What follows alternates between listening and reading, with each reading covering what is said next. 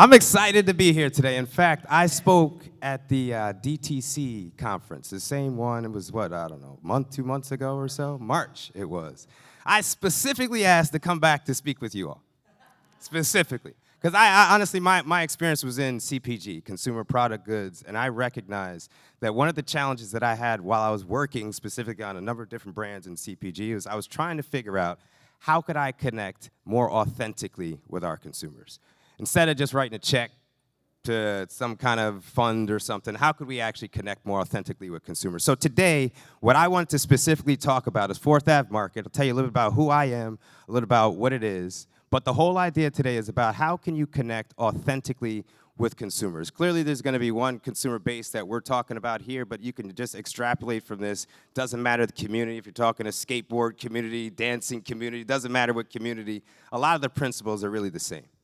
So, as it was said, my name is Salim Holder. I am the co-founder and CEO of 4th Ave Market, which is the largest black-owned online hair and beauty retail platform in the U.S.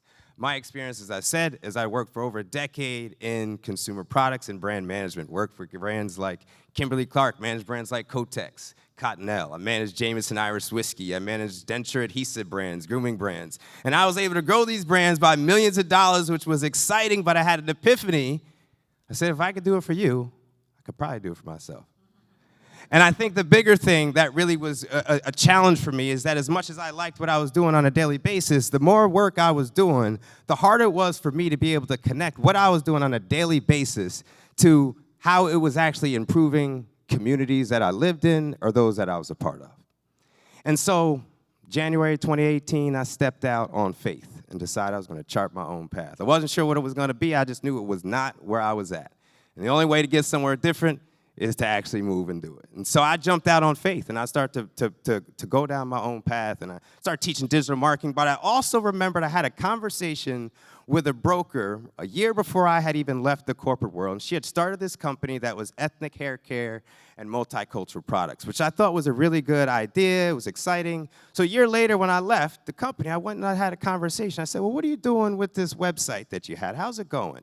And she said, it's going cool. She said, honestly, I just really want to retire. She didn't really know the space as much. She didn't know the community. She didn't really know marketing. She just had connections with the manufacturers and distributors. And so I called one of my best friends who had experience in technology. His experience was, he was a software engineer by trade, worked Silicon Valley, et cetera. And I said, hey, listen, Tim, with your experience in technology and my experience in marketing, I think we could take this off of her hands, and I think we could turn this into something special. He agreed, and so we went back, we proposed, and she allowed us to buy the company from her, and overnight, we became the largest black-owned online hair and beauty retail platform in the U.S. But here's what I recognize is like, in order for this to really work, in order for us to really grow, we had to be more than just a retail platform that just happened to be owned by a black person selling products. We actually had to do something that was created a more stronger emotional connection to the communities that we wanted to talk to. And I realized that, number one, what the purpose that I wanted to pursue could be pursued, and I could still make profits at the same time.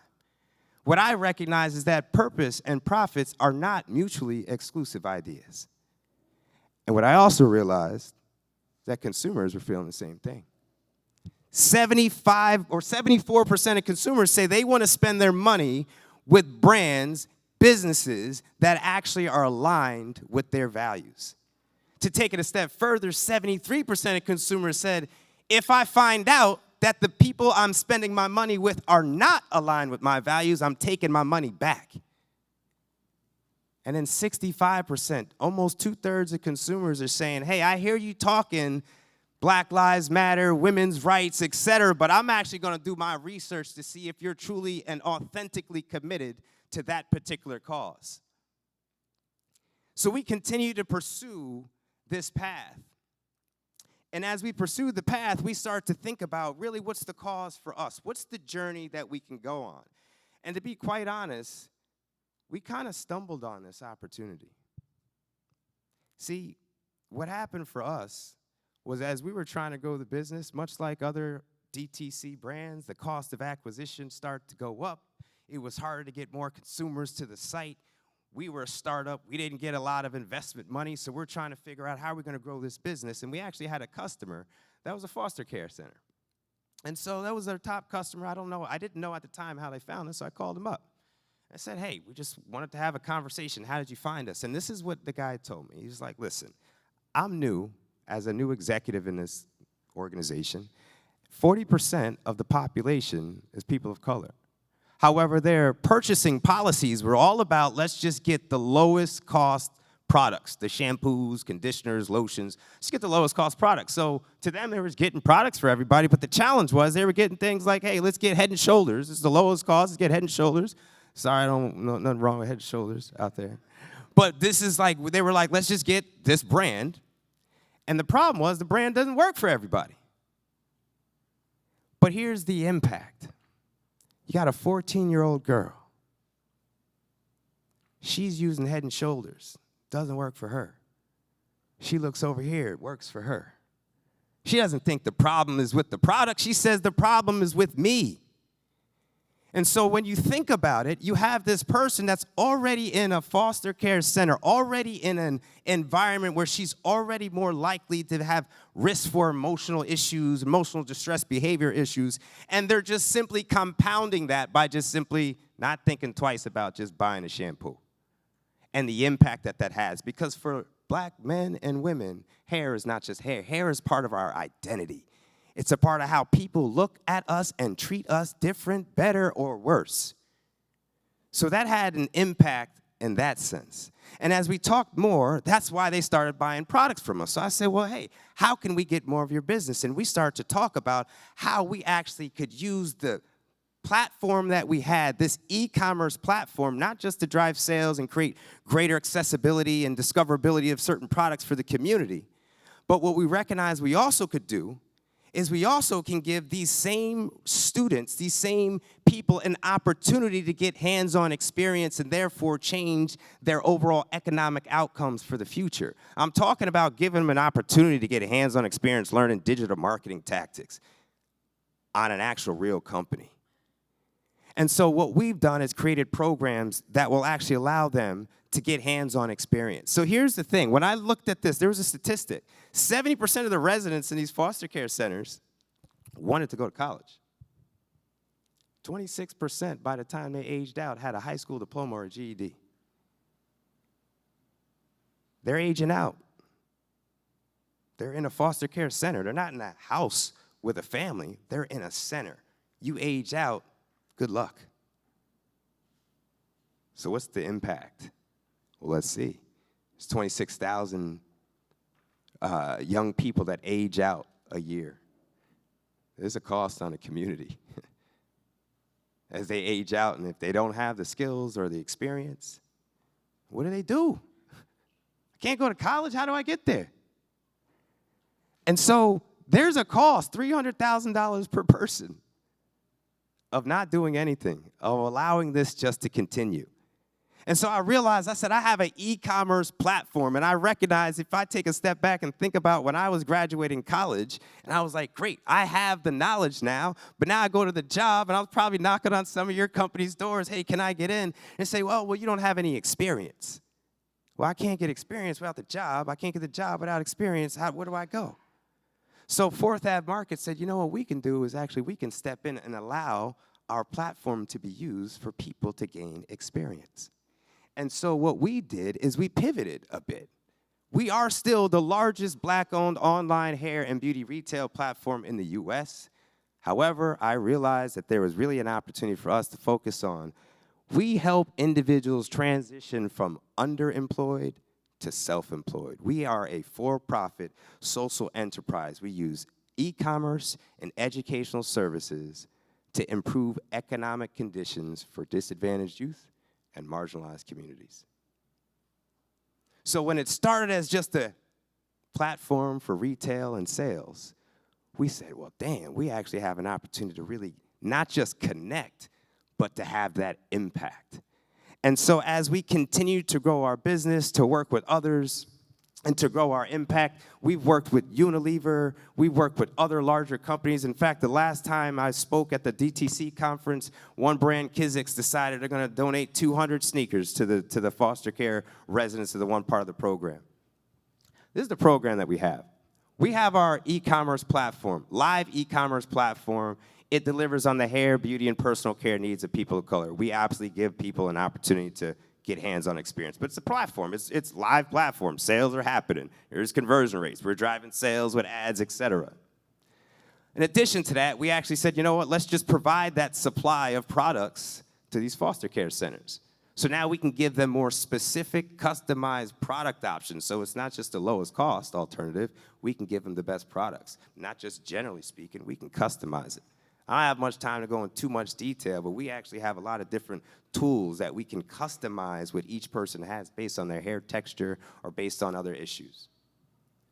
And then finally, we give them that hands-on education. We give them, there's an 8-week training program that they can go for. I'm a digital marketing instructor with General Assembly, of course, on Fiverr. So I was like, you know what, why not take that same experience, take them through that same exact program, and then they get certified, and then they can practice on a platform and earn an income right away.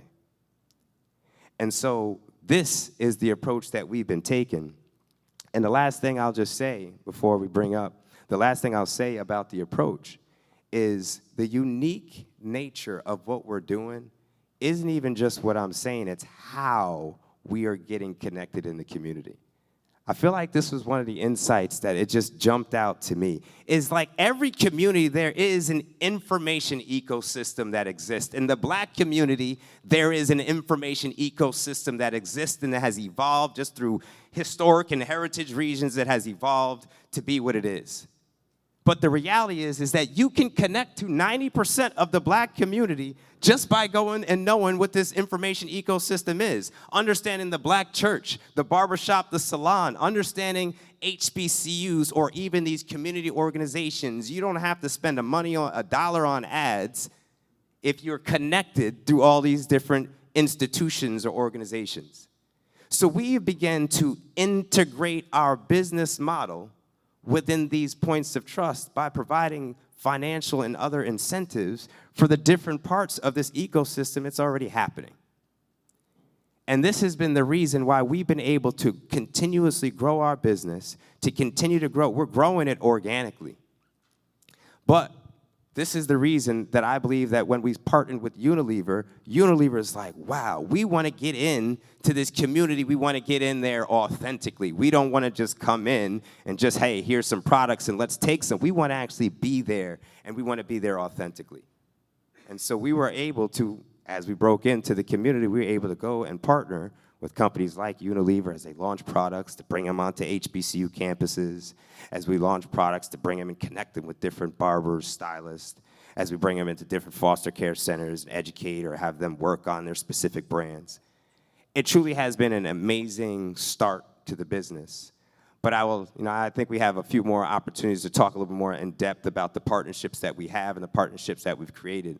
But even brands like In Good Conscience that we're going to talk about in a moment, they have amazing, and let him talk about the values that he had, but the values connect so well. We're already in the community. Let's do something that can create more than just sales and money in our pocket. Let's actually do something that can actually create an everlasting impact authentically in the communities we're in. So thank you for the couple minutes. I think we have a couple more questions coming up. We're just going to actually, everyone, let's bring up Jerome. Well,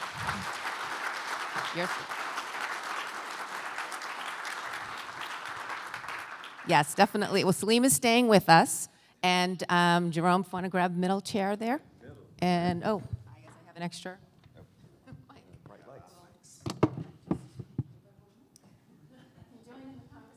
Hey, everybody. Wow. Thanks, Adam. Okay, so yes, we want to jump right into, well, first I want everyone, Jerome Clark. He is the founder of In Good Conscience. Are you also the CEO? Yes. Okay, founder and CEO. Well, first, just tell us about In Good Conscience briefly, so then I want to really talk about your partnership with Salim and how that is working for you. Sure. So I've talked to a number of people throughout the last couple of days about In Good Conscience. And basically, we're a brand that is a purpose-driven brand of using products or the everyday personal care routines of conscious consumers to drive social impact for underserved communities. So our products are primarily, naturally clean, high ingredients with sustainably sourced packaging, things of that nature, things that appeal to a modern consumer who's very conscious about the ingredients that they're using on their skin. But thanks and no thanks to the whole epidemic that we went through together, the social unrest of 2020, there's a broader awareness of how people can make decisions in their buying journey that also impact communities outside of their own. And that's where the nexus of the brand kind of came to fruition and led to the brand being launched, and also seeking out partnerships like Fourth Ave Market to tell our brand story in a community that is already resonating with that message. Well, and so when you do partner with, as you just mentioned, it's continuing your story, because you are really established to help the communities of underserved people. But why do you then need to go to a Fourth Ave Market? What is the benefit there for you? Well, our social mission is about really working with underserved communities of color. So what we do through our value chain is that we partner with contract manufacturers, warehouse and fulfillment companies, marketing agencies, and even community banks to really help bring our product to market. And then on the back end of that, we also contribute a portion of proceeds, similar to the Firehouse Coffee presentation that was shared previously.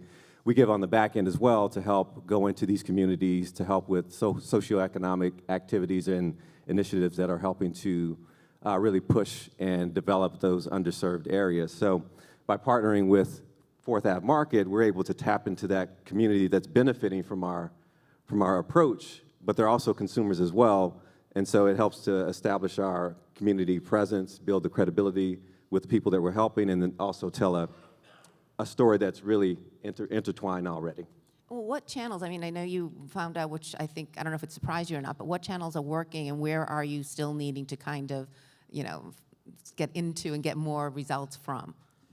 So right now we're primarily a D2C brand. We are, what I was joking about earlier, I think with some of you, is like, we're kind of the, David and Goliath. We were kind of the David, and Unilever was supposed to be the Goliath. And so, we're primarily D2C, but we're also seeking to find other partners within our channels of distribution.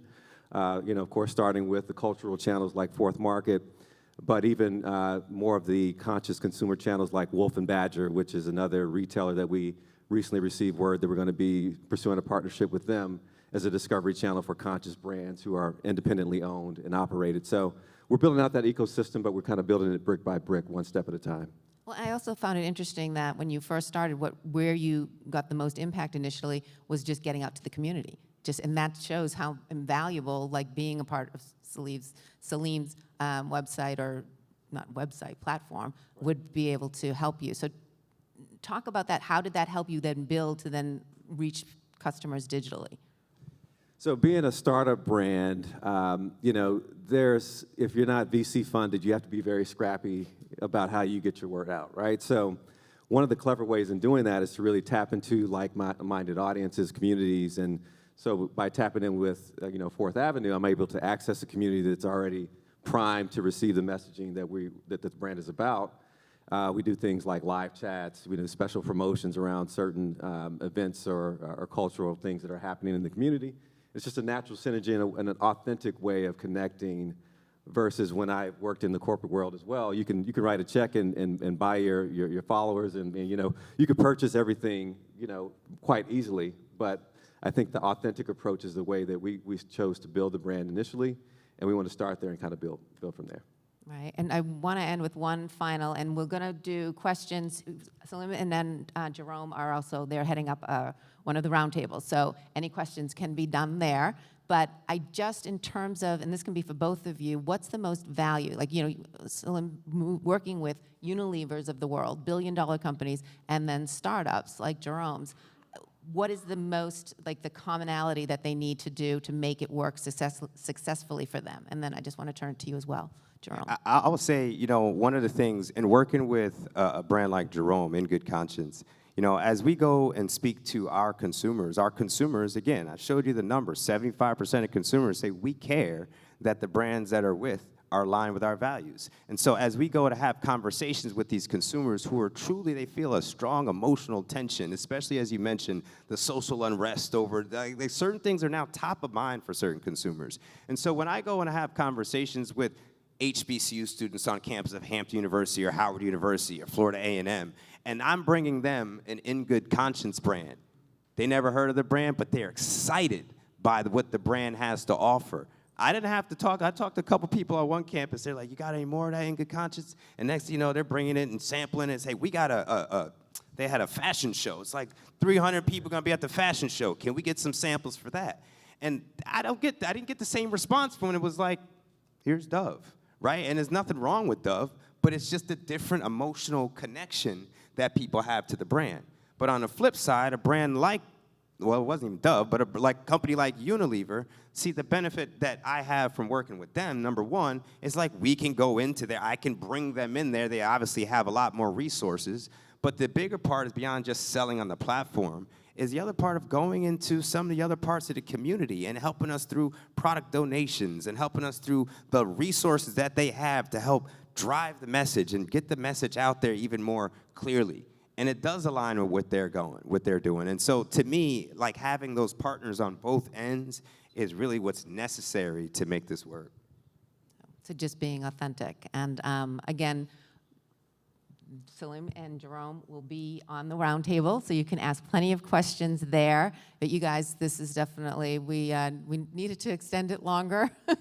Then there's so much more to talk about, but that's why we're having a round table for you as well. Looking forward to but it. give everyone a hand, Jerome and Salim. Thank you. Thank you.